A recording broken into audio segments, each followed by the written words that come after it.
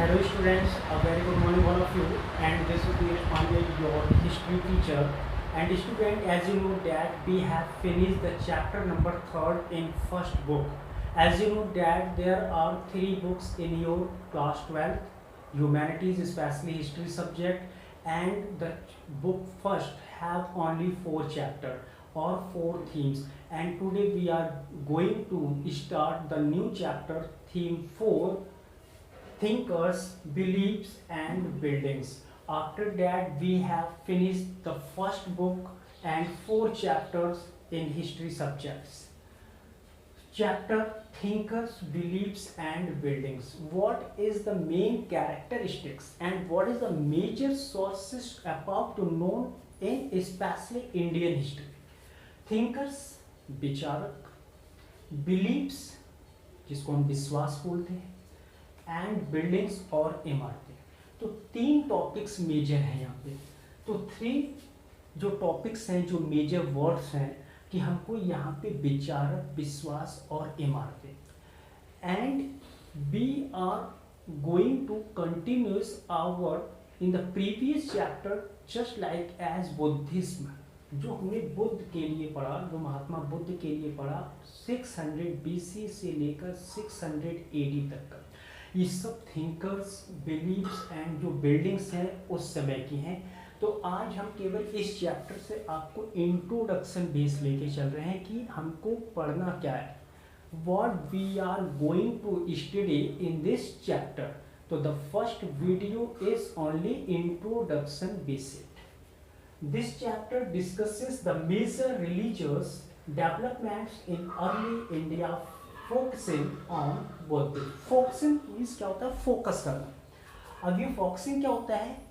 किस चीज़ पे फोकस किया गया है कि ऑन बुद्धिज्म. जब हम महात्मा बुद्ध के बारे में पढ़ते और महात्मा बुद्ध के समय की इवेंट्स को जानते हैं.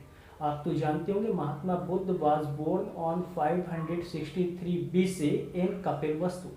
563 ईसा पूर्व में उनका जन्म हुआ था. उस समय की अगर हम बात करते हैं, जैसे बहुत सारी बिल्डिंग्स थी, जैसे एक सांची का स्तूप आप देखेंगे, इसमें सांची का स्तूप भी एक बिल्डिंग्स थी. कौन कौन सी इमारतें इसमें बनाई गई, मगध में क्या था, कुरु में क्या था, मथुरा क्या था.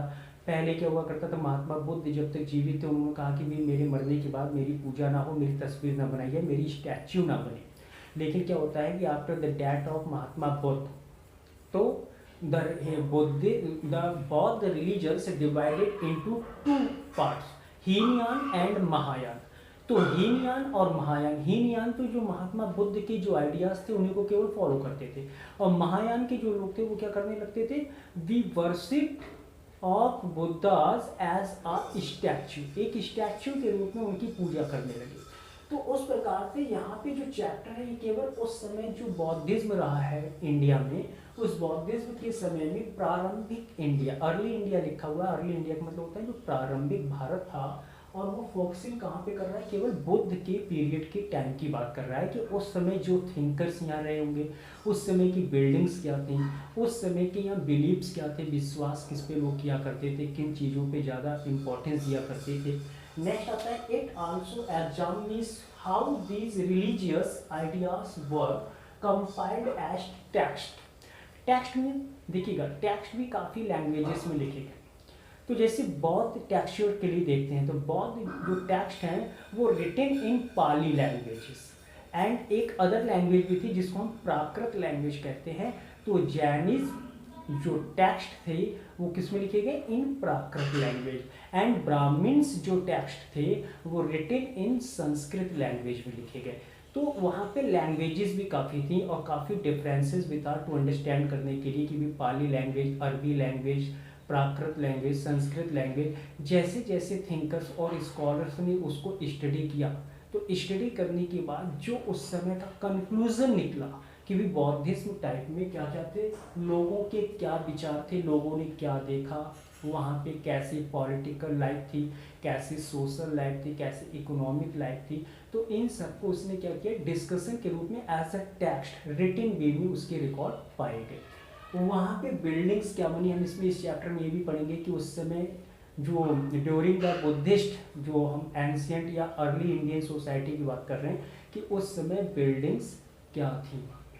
तो यहाँ पे आज ये इंट्रोडक्शन बेसिक था कि हमको इस चैप्टर में पढ़ना क्या है। तो thanks for watching and see you in the next video with a new topic from the chapter number 4 in first book. Thanks.